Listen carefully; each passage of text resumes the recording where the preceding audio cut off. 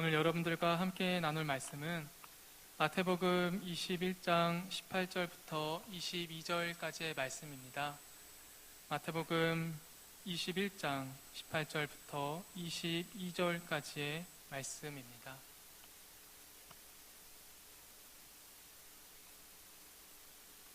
다 찾으신 줄로 알고 제가 봉독하도록 하겠습니다. 이른 아침에 성으로 들어오실 때에 시장하신지라 길가에서 한 무화과 나무를 보시고 그리로 가사 잎사귀 밖에 아무것도 찾지 못하시고 나무에게 이르시되 이제부터 영원토록 내가 열매를 맺지 못하리라 하시니 무화과 나무가 곧 마른지라. 제자들이 보고 이상히 여겨 이르되 무화과 나무가 어찌하여 곧 말랐나이까. 예수께서 대답하여 이르시되 내가 진실로 너희에게 이르노니 만일 너희가 믿음이 있고 의심하지 아니하면 이 무화과 나무에게 된 이런 일만 할 뿐 아니라 이 산더러 들려 바다에 던져지라 하여도 될 것이요 너희가 기도할 때 무엇이든지 믿고 구하는 것은 다 받으리라 하시니라. 아멘.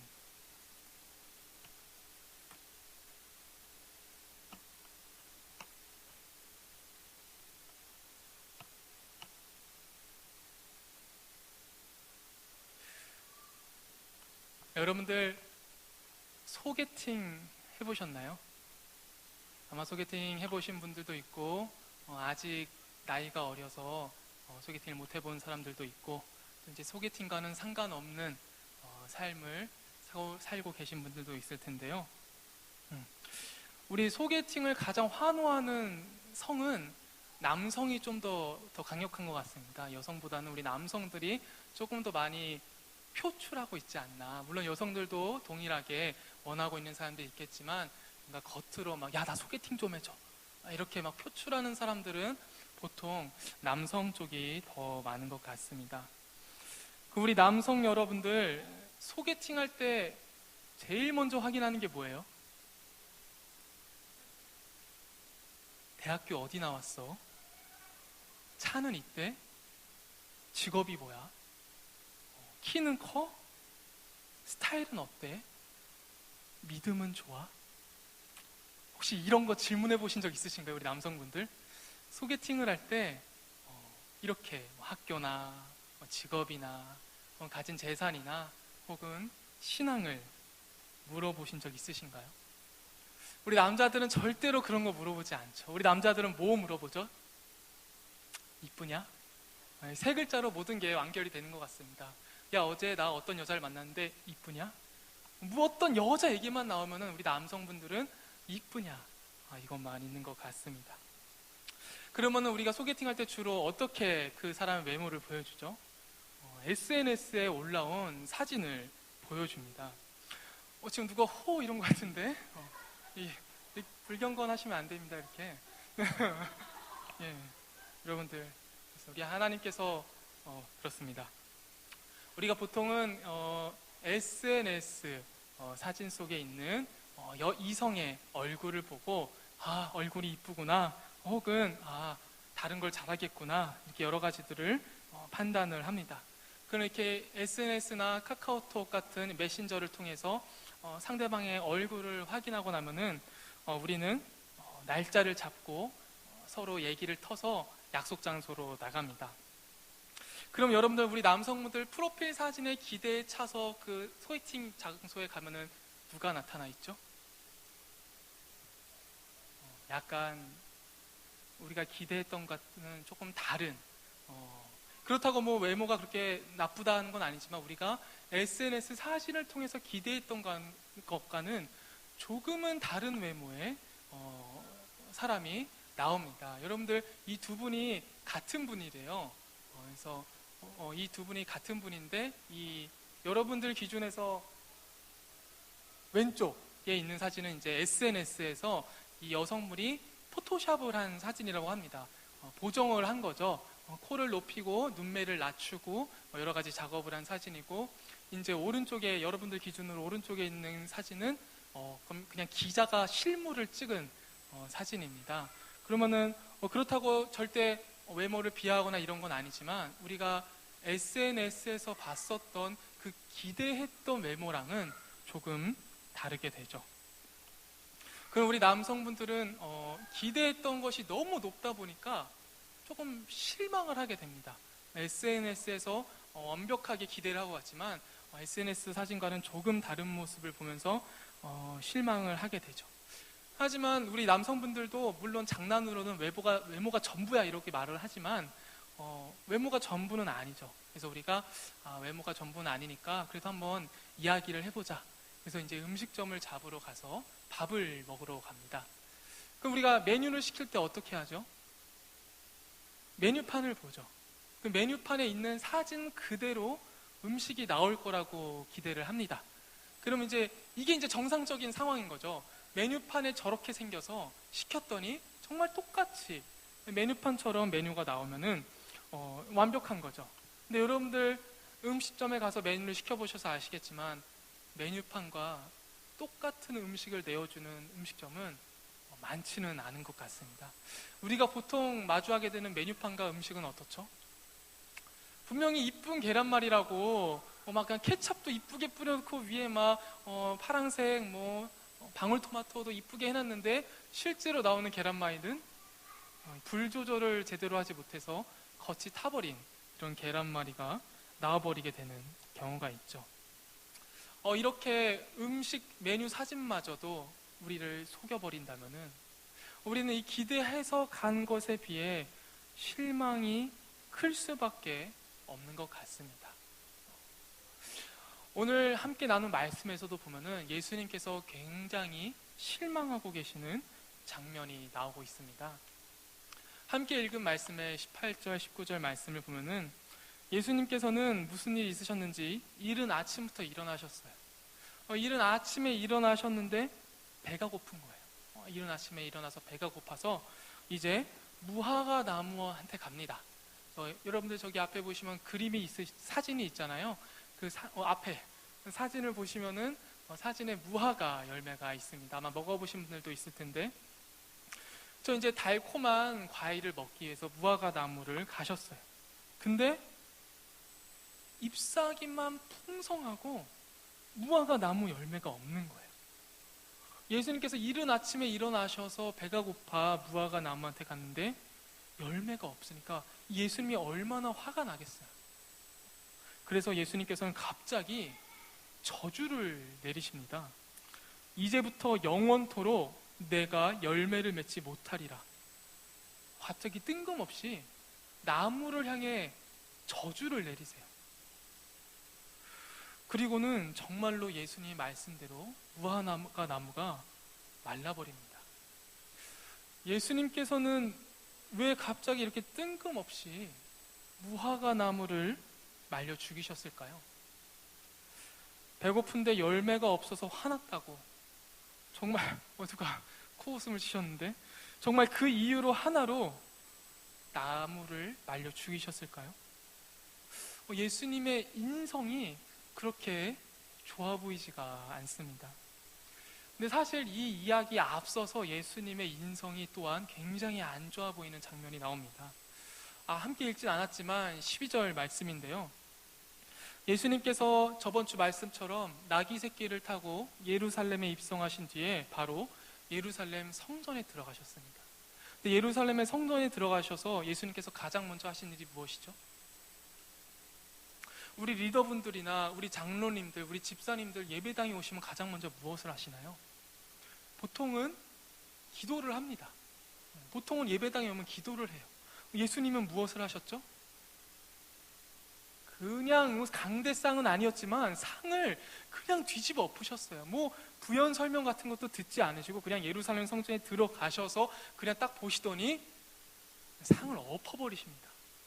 장사하는 사람들, 환전해주는 사람들, 비둘기 파는 사람들의 상을 갑자기 뒤엎어버리세요. 예수님께서 왜 그러셨을까요? 사실은 예수님의 인성이 안 좋았던 것이 아니라 예루살렘 성전, 바로 기도하는 집인 성전을 장사꾼들이 강도의 소굴로 만들었기 때문이었습니다. 그래서 장사꾼들이 성전에서 장사를 하니까 그 장사꾼들이 장사하는 자리에서 기도하는 사람들이 있었거든요. 특별히 그 장소는 성경학자들이 말하기를 이방인들이 기도하는 곳이었대요. 성전 안까지는 이방인들이 들어올 수가 없으니까 성전 바깥 뜰에서 이방인들이 성전을 향해 기도했다고 합니다. 그리고 이것은 바로 솔로몬이 성전을 지었을 때부터 만들었었던 율법 같은 법이었어요. 이방인들도 성전을 향해 기도할 수 있게 하라고. 그래서 예루살렘 성전은 성전 안에 들어가기 전에 뜰이 있었는데 거기는 이방인들이 기도할 수 있는 자리였다고 합니다. 근데 그 자리를 지금 장사꾼들이 빼앗은 거예요. 내가 성전을 향해 기도하고 싶어서 왔는데 장사꾼들이 장사를 하고 환전하는 사람들이 있고 비둘기를 파니까 이방인들이 기도할 수가 없죠. 조용히 집중해서 기도하고 싶은데 장사꾼들, 환전하는 사람들, 비둘기 파는 사람들 때문에 장사할 수가 없는 거예요. 그래서 하나님은, 예수님은 굉장히 분노하셨습니다. 그리고 한 가지 더, 이 장사꾼들이 어떻게 성전에 들어왔겠어요? 누구 허락을 받았겠어요? 성전의 가장 높은 사람의 결제가 있지 않았다면 누구나 성전 안에서 장사하고 싶었을 텐데, 성전 밖에서 장사하면은 오는 사람도 있고 안 오는 사람들도 있는데 성전 안에서 장사하면 어때요? 완전 독점 장사잖아요. 여러분들 학교를 다니신 분들은 다시 아시겠지만 여러분들 고등학교, 중학교 매점이 얼마나 잘 돼요? 이런 소문이 있죠. 고등학교, 중학교 매점 아주머니들이 집에 갈 때는 에쿠스를 타고 돌아간다더라. 이것처럼 이 독점이라는 게 엄청나게 무서운 건데, 이 성전에서 장사할 수 있었던 몇몇 장사꾼들, 몇몇 환전쟁이들, 몇몇 비둘기 파는 사람들은 분명히 결탁이 있었을 것입니다. 그 사람들 몇 명만 선택되어져서 성전 안에서 장사를 할 수 있었던 것은 무언가 암묵적인 결제가 있었기 때문이죠. 그래서 이 모든 것을 아시는 예수님은 분노하신 거예요. 기도하는 자리를 빼앗은 장사꾼들, 그리고 하나님께 드려져야 할 것들을 가로챈 성전 책임자들, 이 모든 것을 아신 예수님께서는 예루살렘에 들어오셔서 성전에 들어가시자마자 화를 참을 수가 없는 거예요. 하나님께 예배하고 하나님께 드려져야 될 것들을 가로챈 사람들이 너무 화가 났기 때문이었습니다. 그래서 이 말씀의 배경 하에 이 무화과 나무를 말려주신 것을 보면 예수님께서 단지 배가 고파서 무화과 나무를 말려 죽이신 것이 아니었습니다. 예수님께서 가장 좋아하시는 비유를 통해 제자들에게 말씀해 주신 거죠. 무화과 나무가 지금 무엇과 비교를 하고 있는 거죠? 예수님께서 바로 성전 안에서 장사를 하게 돼버린 예루살렘 성전을 향해서 하나님께서는 무화과 나무 같다고 말씀하고 계신 겁니다.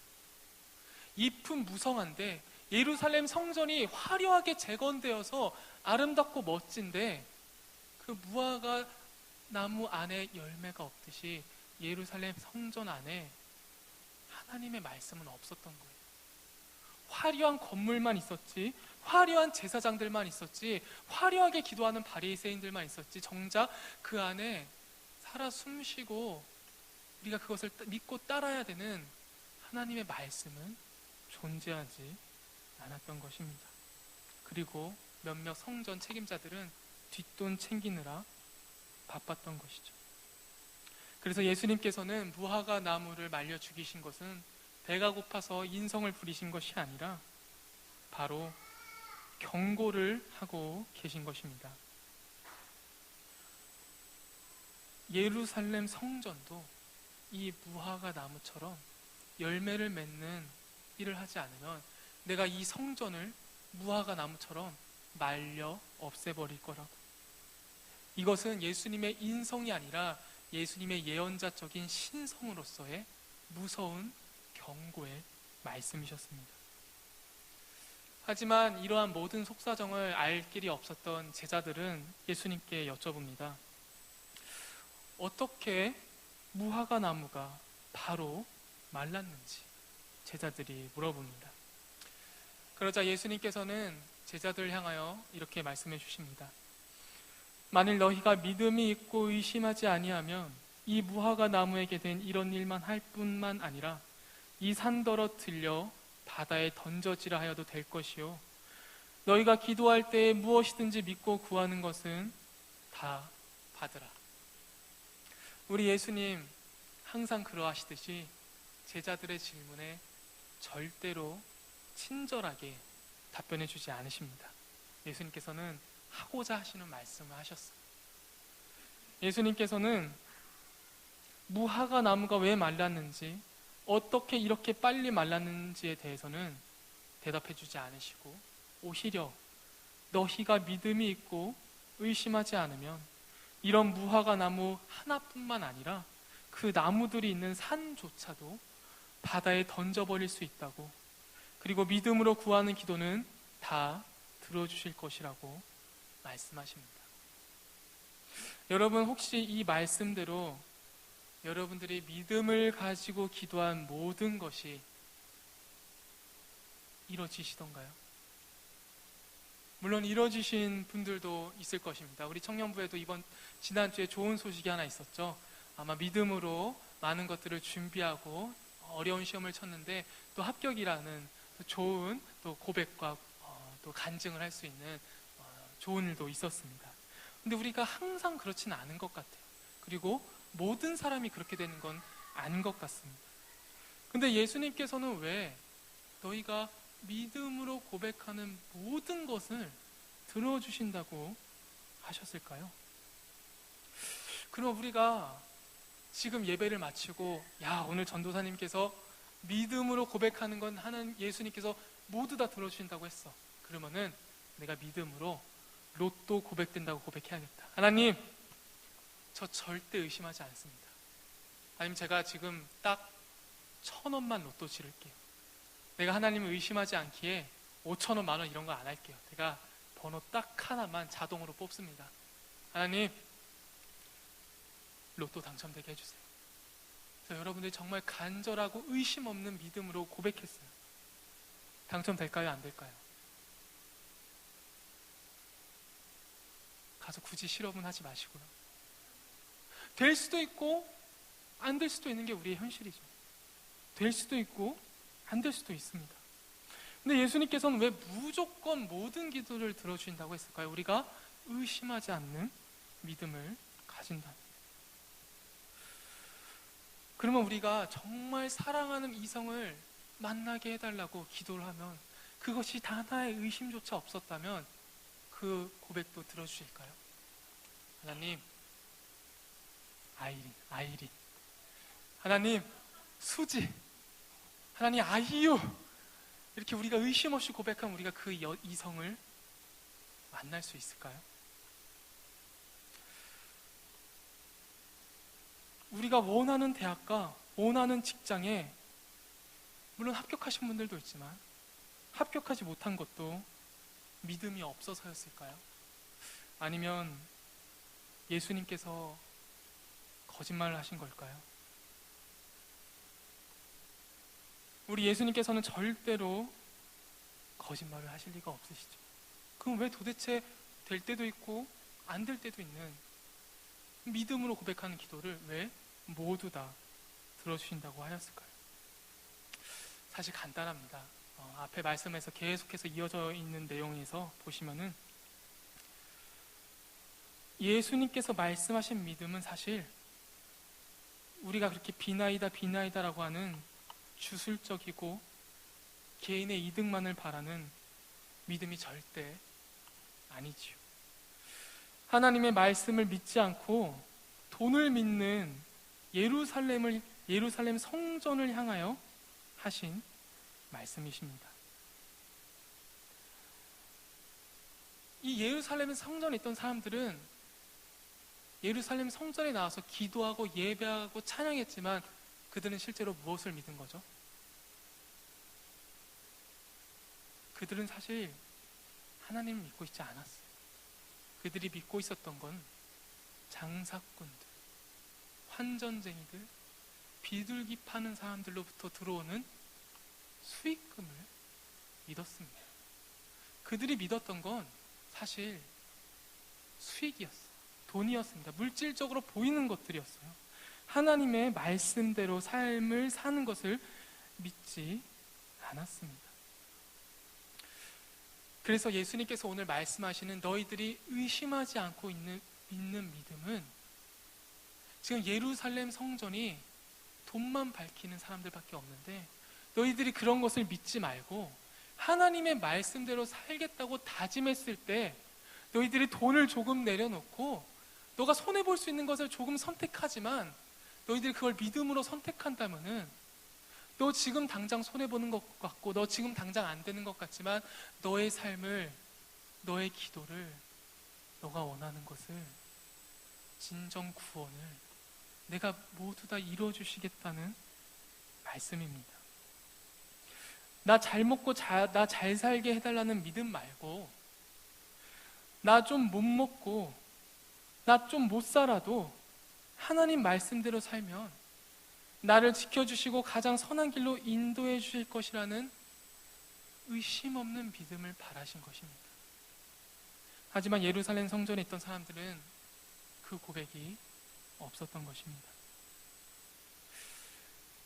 특별히 지금 직장의 삶을 살고 계시고 또 우리 성도님들 삶의 완전 최전선에서 살아가고 계시는 분들, 사실 하나님의 말씀대로 사시는 것이 쉽지가 않습니다. 정말 믿음이 필요합니다. 나 하나 먹고 사는 것도 벅찬 시대에 하나님의 말씀대로 이웃을 사랑하고 원수를 용서하며 가진 것 나누고 내가 아닌 하나님을 위해 산다는 것, 정말 엄청난 믿음이 없으면 안 되죠. 정말 의심하지 않는 믿음이 없으면은 그 고백 쉽지가 않습니다. 우리 청년 여러분들, 대학생이 공부 안 하고 직장인이 주말에 안 쉬고 취업준비생들이 취업 준비 안 하고 교회 나와서 말씀 듣는 거, 교회 나와서 모임하는 거, 4시간 내 돈 들여서 동생들 챙기는 거, 그 봉사활동 나가고 전도하는 거 쉽게 선택이 가능하시던가요? 내가 지금 공부 좀 내려놓고 시험 기간이지만 내가 말씀 들으러 나오고, 그리고 우리 모임하는 사람들 챙기러 나가고, 내가 직장인이라서 월화수목금 야근하고 토요일 기절하고 싶지만 토요일 모임을 위해서 내가 나가는 거, 우리 취업준비생들 진짜 하루하루 피가 말리게 준비를 해야 겨우겨우 취업이 되는데 그거 준비 조금 내려놓고 동생들 챙기러 나가는 거, 그 사실 정말로 예수님께서 내 인생을 책임져 주실 거라는 의심 없는 믿음이 없다면 쉽지가 않습니다. 하지만 오늘 예수님께서 말씀하고 계시죠.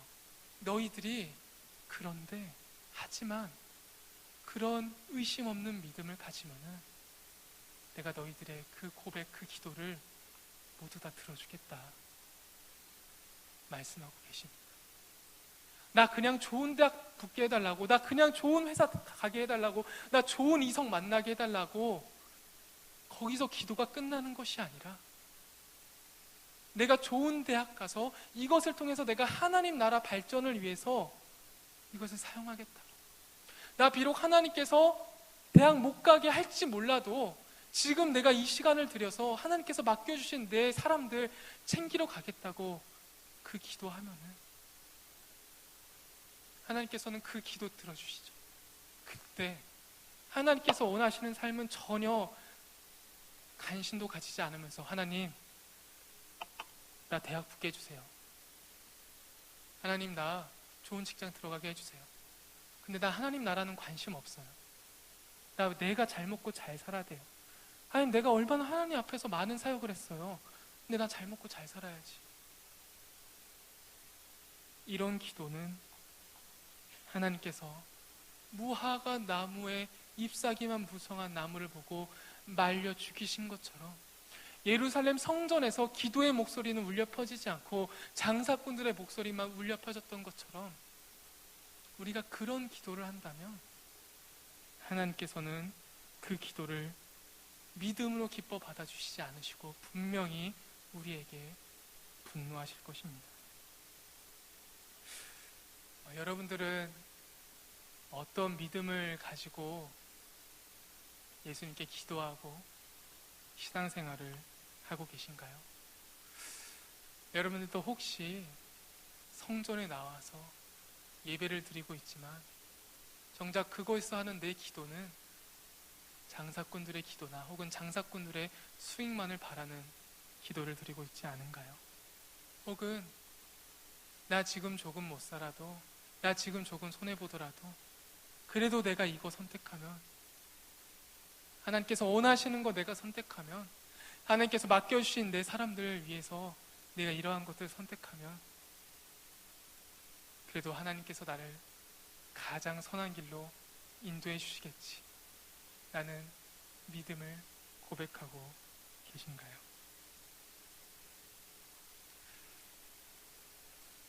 우리들의 믿음이 도대체 무엇을 믿고 있고 무엇을 고백하고 있으며 그 기도의 목적지가 나를 위한 것인지 하나님 나라 발전을 위한 것인지 한번 점검해 보는 시간이 되었으면 좋겠습니다. 우리를 사용하소서 찬양하시면서 함께 기도하는 시간 갖도록 하겠습니다.